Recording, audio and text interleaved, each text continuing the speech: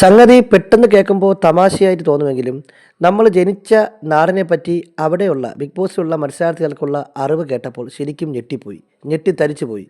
കേരളത്തിൽ ഏറ്റവും അവസാനം രൂപീകരിച്ച ജില്ല എന്ന് ചോദിച്ചപ്പോൾ ആദില പറഞ്ഞത് കായംകുളം എന്നാണ്. കായംകുളമൊക്കെ ജില്ലയാക്കി മാറ്റിയോ എന്നുള്ളതാണ്. അതുമാത്രമല്ല, ഇപ്പോഴത്തെ കേരളത്തിലെ വിദ്യാഭ്യാസ വകുപ്പ് മന്ത്രി ആരാണെന്ന് ചോദിച്ചപ്പോൾ അനുമോള് പറഞ്ഞത് ഞാൻ PSC പഠിച്ചിട്ടുണ്ട്, താടിയുള്ളൊരു അപ്പൂപ്പനല്ലേ എന്നൊക്കെയാണ് ചോദിക്കുന്നത്. അതുമാത്രമല്ല, കേരളത്തിലെ ഏറ്റവും വലിയ കൊടുമുടി ഏതാണെന്ന് ചോദിച്ചപ്പോൾ നെവിൻ പറഞ്ഞത് എവറസ്റ്റ് നെടുമുടി എന്നാണ്. ഇത്തരത്തിൽ ഇത് തമാശയായിട്ട് മാത്രം കാണേണ്ട വസ്തുവല്ല.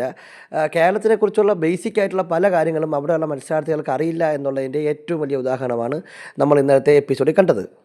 അതുമാത്രമല്ല, സംസ്കൃതം പഠിച്ച അനുമോളോട് കേരളത്തിന് എങ്ങനെയാ പേര് ലഭിച്ചു എന്ന് ചോദിച്ചപ്പോൾ മറന്നുപോയെന്നും അനുമോൾ പറയുന്നുണ്ട്. മാത്രമല്ല, കേരളത്തിലെ ഏറ്റവും ചെറിയ ജില്ല അനുമോളുടെ കാഴ്ചപ്പാടിൽ പത്തനംതിട്ടയും വയനാടൊക്കെയാണ്. എന്തായാലും ബിഗ് ബോസുമായി ബന്ധപ്പെട്ട കൂടുതൽ ലൈവ് എക്സ്ക്ലൂസീവ് അപ്ഡേറ്റുകൾക്കായി നമ്മുടെ ചാനൽ സബ്സ്ക്രൈബ് ചെയ്യുക.